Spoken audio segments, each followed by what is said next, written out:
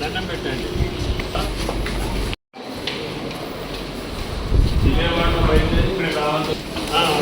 శ్రీధర్ బాబు పట్టేసుకొని ఇద్దరు తిరుగుతారు. ఈ ఎమ్మెల్యే వదిలేస్తారు. వీళ్ళు ఎవరు చూడాలి? మైనార్టీ సంక్షేమ వార్డులు శ్రీ అందరూ లక్ష్మణ్ గారిని ఎదుర్కొనిచ్చి సాధారణంగా వహిస్తున్న గట్టిగా మీ కలపడంలో మధ్య అన్నారంటే నేనున్నానంటూ అనునిత్యం మీ శాసనసభ్యులు ప్రభుత్వ శ్రీ అతిథులని సన్మానించడం జరిగింది. చేయబోతున్నాం. సో దీంతో పాటు మీకు మద్దతు అయింది సార్ ఈ సీజన్ లో. సో దీనికోసం మీకు మరియు హ్యాండ్లూమ్ శాఖ ద్వారా శాఖ తరఫున జరిగేటువంటి కార్యక్రమం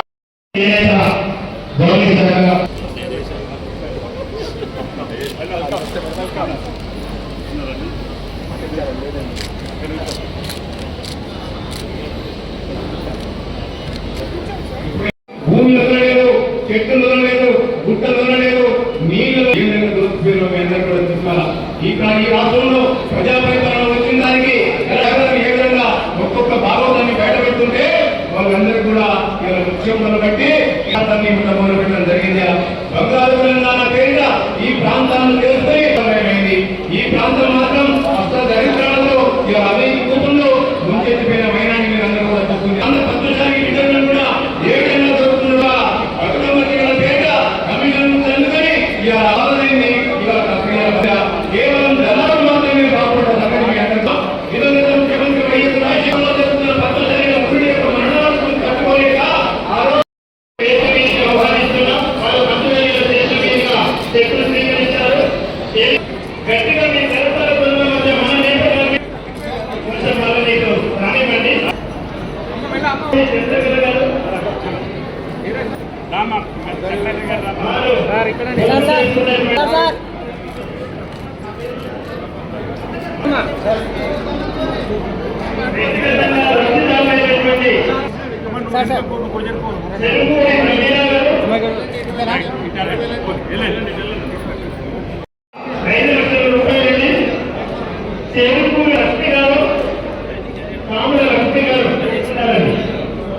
లక్ష్మీ బాబు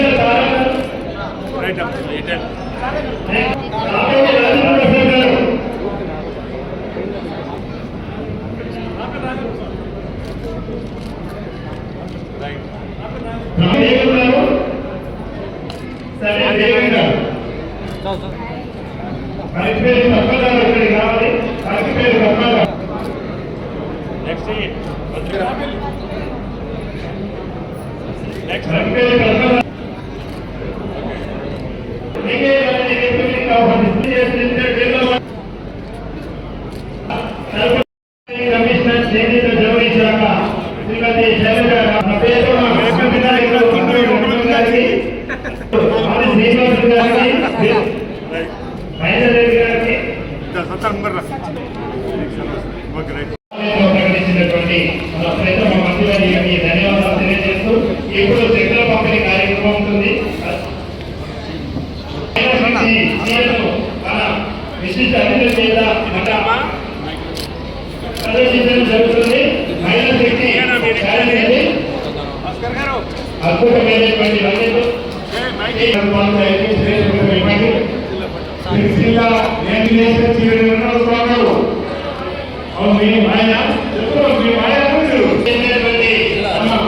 పొదుపు కాలాల ద్వారా పొదుపు చేసినటువంటి 68 కోట్ల చెక్కులు ఇప్పుడు మన విశిష్ట అతిథుల చేత మీదుగా అందించబోతున్నారు.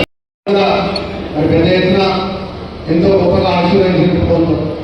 2014 నుంచి 18 నుంచి 23 వరకు మేమే రాజులం, మేమే యువరాజులం, మేమే మంత్రులం. మా ఉన్నటువంటి వాళ్ళకి వచ్చి ఇప్పుడు మా ఆయుష్మాన తెలుసుకుంటే నాకు ఆశ్చర్యం అనిపిస్తుంది. ఈ ప్రాంత ప్రజలతో ఓటు వేసుకొని ఈ ప్రాంత ప్రజలతో గెలుపొంది ఆ ప్రాంతానికి సంబంధించినటువంటి బకాయిలు రాష్ట్ర ముఖ్యమంత్రి ప్రభుత్వం ఉండి ఇక్కడ ప్రాతినిధ్యం చేసి ఈ ప్రాంత గౌరవం కార్మికుల కష్టాల విషయంలో కూడా ఏ కష్టం లేకుండా చూడాల్సిన బాధ్యత ఏర్పడి ఉంటే ఈరోజు మా ఆయుష్మాన్ గారు కానీ అంతకుముందు మా మహేంద్ర గారిని మాట్లాడినటువంటి అంశాలు చూస్తుంటే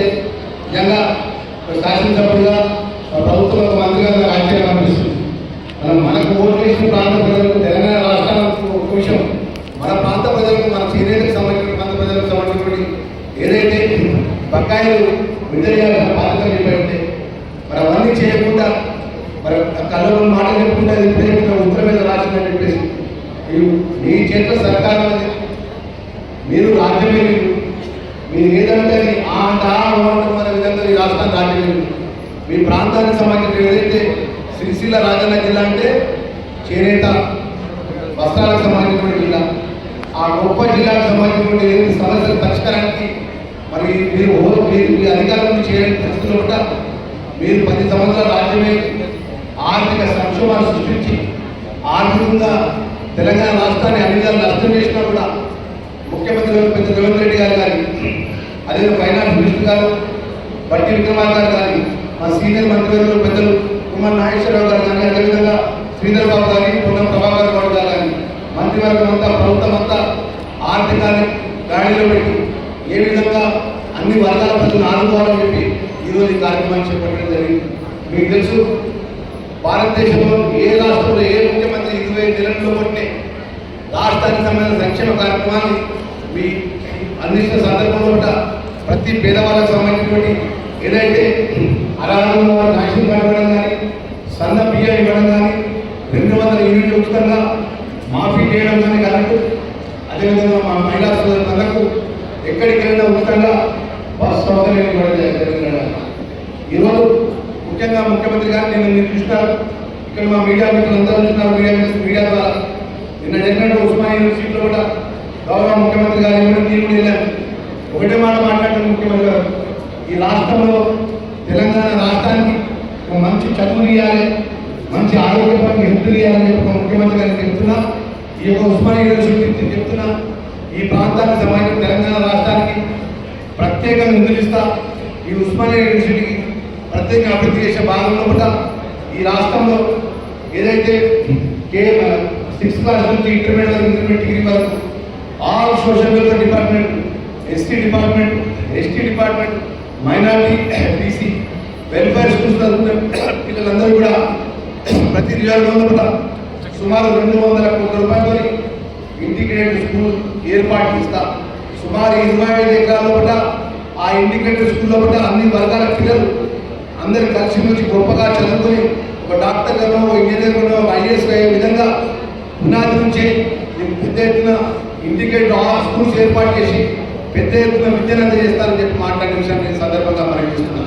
అదేవిధంగా ఉస్మానియా యూనివర్సిటీ మన తెలంగాణ రాష్ట్రం రావడంలో ఉస్మానియా విద్యార్థులుగా ఏదైతే త్యాగం మరవలేదు, ఆ ఉస్మానియా విశ్వవిద్యాలయాన్ని కూడా నేను డిసెంబర్లో కూడా మీరు ఎన్ని కోరితే అన్ని కోరికలు మీరు నిర్మిస్తా అని చెప్పి మాట్లాడినటువంటి ముఖ్యమంత్రి గారు ఈరోజు దానిలో భాగంగా మా చేనేతకు సంబంధించిన కార్మికుల విషయంలో కూడా గౌరవ ముఖ్యమంత్రి వర్యులు, గౌరవ మంత్రివర్గ కుమార్ నాగేశ్వరరావు గారు కానీ, ఈ జిల్లాకు సంబంధించిన మంత్రివర్గ ప్రభాకర్ గారు కానీ, పెద్దలు శ్రీధర్ బాబు గారు కానీ, నేను మంత్రిగా తప్పకుండా ఈ ప్రాంత చేనేత కార్మికులకు కానీ, ఏదైతే చేనేత వస్త్రంపై ఆధారపడే కుటుంబాలను ఆదుకునే బాధ్యత మాది అని సవిధంగా మనం చేసుకుంటూ సెలవు తీసుకుంటున్నాను.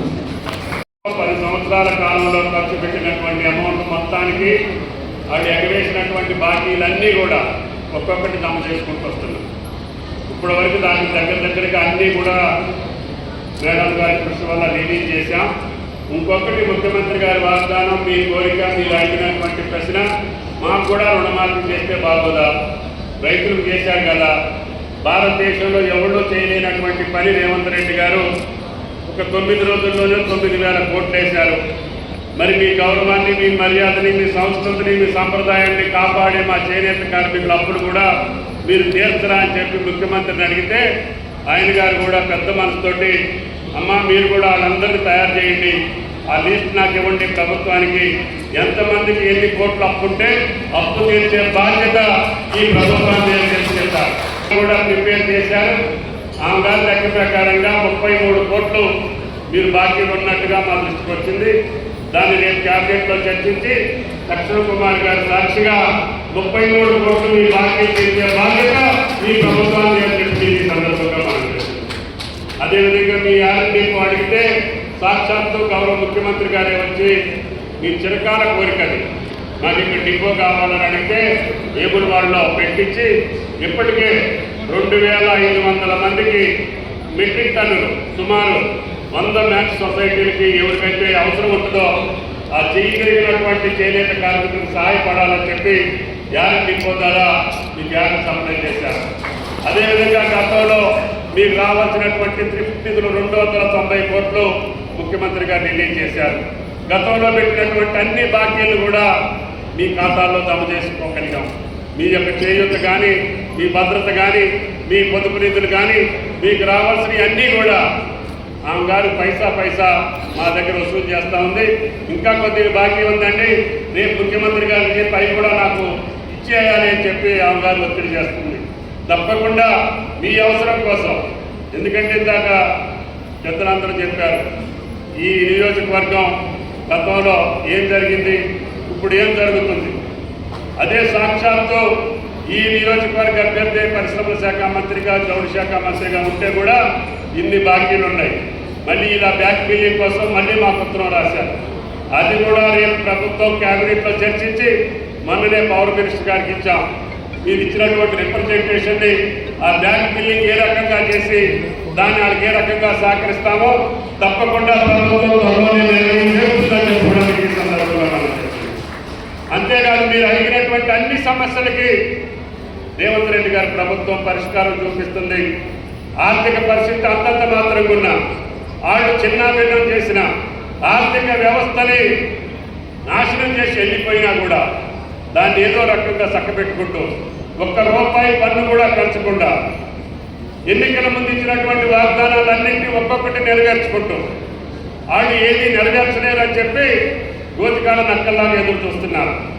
అయినా సరే మేము ఇచ్చినటువంటి మహాలక్ష్మికి ఒక మాట ఇచ్చాం.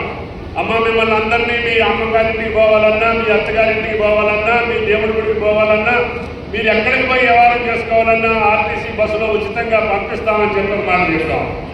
అది సాధ్యం కాదు అని చెప్పి దాని మీద తప్పుడు ప్రకటనలు చేశారు. వాళ్ళ సోషల్ మీడియాని వాడుకున్నారు. మహిళా మనులను కూడా అవమానపరిచారు. మీరంతా బస్సులో ఎక్కితే చుట్టూ పట్టుకొని దెబ్బలాడుతున్నారు. అట్లా పెట్టి పోస్టులు పెట్టి మిమ్మల్ని కూడా అవమానపరిచే ప్రయత్నం చేశారు. అయినా ఇప్పుడు 6,000 కోట్ల రూపాయలు, సుమారు 200 కోట్ల మంది మహిళా తల్లులు ఆర్టీసీ బస్సులో ప్రయాణం చేసినటువంటి చరిత్ర భారతదేశంలో ఒక తెలంగాణ రాష్ట్రంలో ఈ సందర్భంగా మనం చెప్తున్నాం. అది చూసి పక్క రాష్ట్రాలు కూడా దెబ్బలాడితే నిన్న మొన్న పక్క రాష్ట్రాల్లో కూడా పథకాన్ని ప్రారంభించే పరిస్థితి వచ్చింది. అయినా ఈ రాష్ట్ర ప్రజలు అడగకపోయినా కూడా పేదలకు ఇచ్చే బియ్యం కూడా మనం తినే బియ్యం వాళ్ళకి ఇవ్వాలి.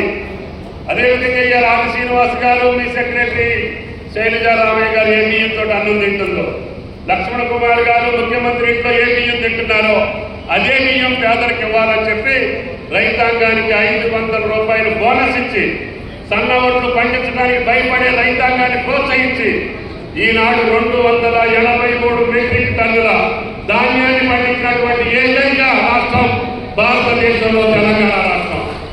దానికోసం ఎన్ని వేల కోట్లైనా ఖర్చు పెట్టి ఈరోజు బడులలో హాస్టల్లో ఉన్నటువంటి పేద పిల్లలకి, లక్ష్మణ కుమార్ గారి ఆధీనంలో ఉన్నటువంటి సోషల్ వెల్ఫేర్ హాస్టల్లో ఉన్నటువంటి పేద పిల్లలందరికీ సన్న బియ్యాన్ని ఇచ్చి ఈరోజు ఉన్నత వర్గాలు, సంపన్నులు, కోటీశ్వరులు ఏ బియ్యం తింటున్నారో మన పేద బిడ్డలు కూడా ఆ బియ్యంతో అన్నం తింటున్నారు.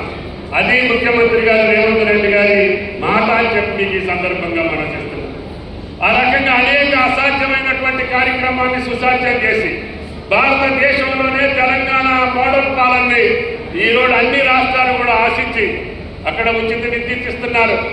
అదేవిధంగా మహిళలకి ఇంటికి కూడా మేము 200 యూనిట్లు ఇస్తామని చెప్పాం.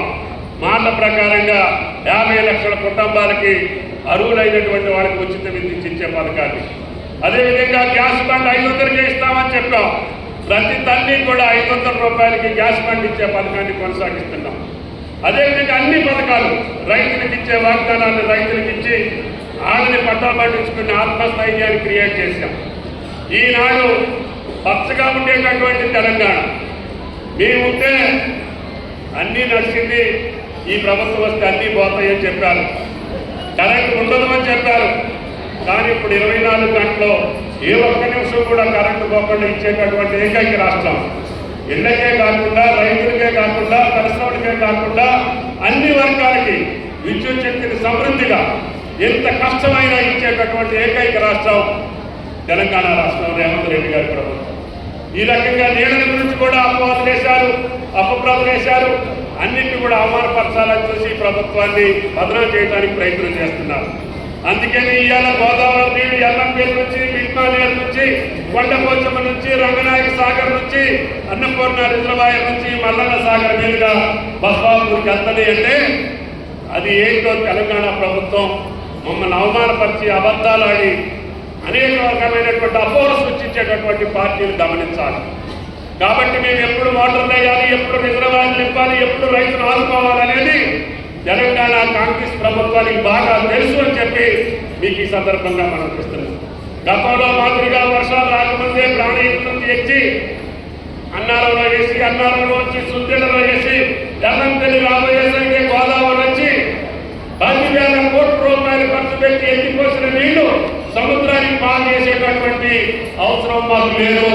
ప్రతి రూపాయిని జాగ్రత్తగా ఖర్చు పెట్టి గోదావరి ఎప్పుడు వస్తుందో అప్పటి నుంచి, గోదావరి రాకపోతే ఏం చేయాలో అప్పటి నుంచి, కృష్ణా వస్తే ఏం చేయాలో అప్పటి నుంచి ఈ రైతాంగాన్ని ఆదుకొని ఈ రైతాంగం తెలంగాణలో ఈరోజు అత్యధికంగా వ్యవసాయం చేసి అన్ని పంటలకి మార్గదర్శకంగా ఉంది.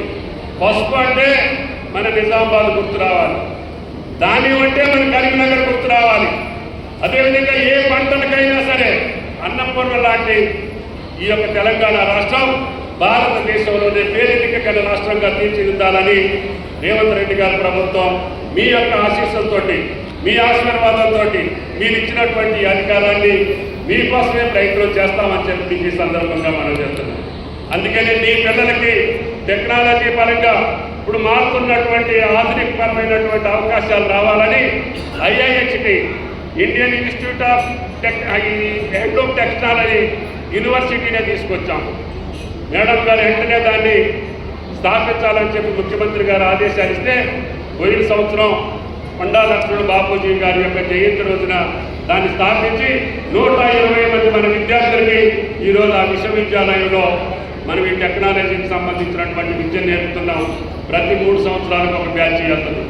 దాన్ని ఇంకా ఇంప్రూవ్ చేసి స్కిల్ యూనివర్సిటీలో భాగంగా మీ బిడ్డలందరూ కూడా ఈరోజు ప్రపంచంలో అందరికీ పోటీ పడేటటువంటి విధంగా వాళ్ళని తయారు చేస్తామని చెప్పి ఈ సందర్భంగా మనం చెప్తున్నాం.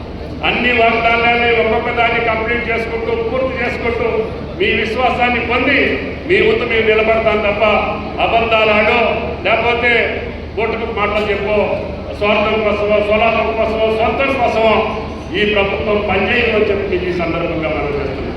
అందుకని ఈరోజు నాకు అవకాశం లేకపోయినా అట్లూరు గారిని మీరు ఈ కార్యక్రమానికి వెళ్ళమని చెప్పారు. అయినా సరే నా శాఖాపరంగా ఉంది. అదేవిధంగా నేను ఇన్ఛార్జి మంత్రిగా నన్ను నియమించారు కాబట్టి సిరిసిల్ల ఆ యొక్క చేనేత కార్మికుల యొక్క ఈ సంతోషమైనటువంటి సందర్భంలో నేను ఉంటే మంచిది అని చెప్పి చాలా దూరం నుంచి కార్యక్రమంలో పాల్గొనే అవకాశం ఇచ్చినటువంటి మహేంద్ర గారికి, శ్రీనివాస్ గారికి, సెక్రటరీ గారికి కూడా ప్రత్యేకంగా ధన్యవాదాలు తెలియజేస్తాను. కాబట్టి దయచేసి మీకు ఇంకా ఏదైనా 1-2 సమస్యలు ఉంటే వాటిని కూడా పరిష్కారం చేసి మీకు చేతి నిండా పని ఇచ్చేటటువంటి ప్రయత్నం. గతంలో మీకు పని ఉండదు,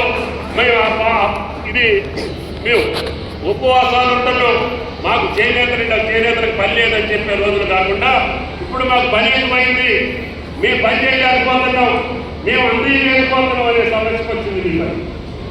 మేము 65 లక్షల మంది మహిళా గ్రూపులో ఉన్నటువంటి మహిళా తల్లులందరికీ 350 రూపాయలు ఇప్పుడు ఎంత అవుతుందమ్మా?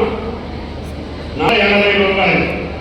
గతంలో ఆ రేటు చెప్పి మీకు పనికిరానటువంటి చీరలు మీ పేరు చెప్పి ఎక్కడెక్కడి నుంచో వచ్చాయి. అవి ఎవరు వాడలేదని చెప్పి ముఖ్యమంత్రి గారు అయ్యొద్దు, ఒక 100 రూపాయలు ఎక్కువైనా పర్వాలేదు, నా తల్లి పెట్టిలో పెట్టుకొని పండగకో పబ్బానికో వాడుకునేటటువంటి విలువైన నాణ్యమైన చీరలు కావాలి తల్లి అని చెప్పి చాలా రోజులు మీ అందరినీ ఒత్తిడి చేసి సెలెక్ట్ చేసి ఈరోజు 480 రూపాయలు ఖర్చు చేసేటటువంటి పట్టు మిక్సింగ్ చీరలు మీరు వేస్తున్నారు. ఆమె ఇస్తామని చెప్పి కూడా ఈ సందర్భంగా మనం చెప్తున్నాం. ఈ రోజు మీ చేతులతో వచ్చినటువంటి ఆ మహా చీరలు, విలువైన చీరలు ఆంధ్ర రాష్ట్రం మొత్తంలో ఉన్నటువంటి 65 లక్షల మందికి వెళ్ళబోతున్నాయి. కాబట్టి కష్టపడి త్వరగా మాకు అందివ్వండి. మీరు ఎంత త్వరగా అందిస్తే మీ చేతుల మీదుగా ఆ మహిళా తల్లులందరికీ పంచే అవకాశం వస్తుంది. 65 లక్షలంటే 130 150 లక్షల చీరలు కావాలి, 250 1,65 లక్షలు కావాలి మాకు. మీరు ఇంకా 12 గంటలు పనిచేసినా చాలు, 24 గంటలు పనిచేసినా చాలు. కాబట్టి మీకు పని లేదు అనేటటువంటి భావన లేదు. పిల్లలకి ఇచ్చేటటువంటి బట్టలన్నీ మీకే ఇచ్చాం. ఈ రాష్ట్రంలో వాడేటటువంటి అన్ని డిపార్ట్మెంట్లకి తాకీదులు ఇచ్చాం. మీరు ఏదైనా సరే మా చేనేత వాళ్ళ దగ్గర నుంచే కొనాలి, మీరు బయట నుంచి కొనకూడదని అక్టోబర్ జీవో మొదటి రోజునే ఇచ్చాం. ఇప్పటికీ 600 కోట్ల రూపాయల విలువ కలిగినటువంటి ఆర్డర్స్ మీకు వచ్చినాయి. ఇంకా కావాలంటే కూడా ఇప్పిస్తాం. ఏ రకమైనటువంటి అవసరాలు ఉంటే ఆ రకమైనటువంటి మీరు వేసుకోండి, మీరు వేసుకోండి. ఈ రాష్ట్రంలో చేనేత వాళ్ళు చేసేటటువంటి ప్రతి కార్యక్రమాన్ని, ప్రతి వస్తువుని ఈ రాష్ట్ర ప్రభుత్వం కొనేటట్టుగా మేము ఆర్డర్స్ ఇచ్చాం. కాబట్టి అది రైల్వే అయినా, మెడికల్ అయినా, ఎడ్యుకేషన్ అయినా, ఆర్టీసీ అయినా, ఏ డిపార్ట్మెంట్లో వాడే బట్టలన్నీ కూడా మనోడి ద్వారానే కొనాలి, మనోడి నేషనీయ కొనాలని చెప్పి ఆర్పించాం. కాబట్టి దయచేసి మీకు పనికి లోటు లేదు, మీకు చేతి నిండా పని కల్పించి మీ ఆదాయానికి లోటు లేదు. గతంలో ఉన్నటువంటి అన్ని పథకాలను కొనసాగించుకుంటేనే మీ బీమా కావచ్చు, మీ చేయూత కావచ్చు, మీ భద్రత కావచ్చు, అన్నింటినీ కొనసాగిస్తున్నాం. కాబట్టి సిరిసిల్లాకి ఎప్పుడూ కూడా మేము రుణపడి ఉంటాం. కాబట్టి మీ యొక్క కష్టానికి, మీ శ్రమకి, మీరు చేసేటటువంటి మహత్ కార్యానికి తెలంగాణ ప్రభుత్వం, రేవంత్ రెడ్డి గారు ఎప్పుడు కూడా రుణపడి ఉంటారని కూడా ఆయన ఒకటి చెప్పాడు, అన్నా నువ్వు రైతానికి ఎంత చేస్తావో నా నేతలను కూడా అంత చేసి పెట్టు. వాళ్ళు కూడా నాకు 2 కళ్ళు లాంటి వాళ్ళు, వాళ్ళిద్దరినీ మనం కాపాడుకోవాలని చెప్పినటువంటి ఏదైనా ముఖ్యమంత్రి రేవంత్ రెడ్డి గారిని అందుకనే ఆర్థికపరమైన ఎదురుబాటు లేకపోయినా మేడం గారి మంత్రి వల్ల ఆర్ శ్రీనివాస్ గారు, మహేంద్ర గారి, జిల్లా ప్రజాప్రతినిధులు అందరూ మీరు సిరిసిల్ల కార్మికులకి అందరికీ న్యాయం చేయాలని పట్టుబట్టి ఈరోజు ఈ కార్యక్రమాన్ని చేపట్టారు. దీనికి అధికారులందరికీ ధన్యవాదాలు. మీ అందరికీ కూడా శుభాకాంక్షలు. అందరికీ నమస్కారం.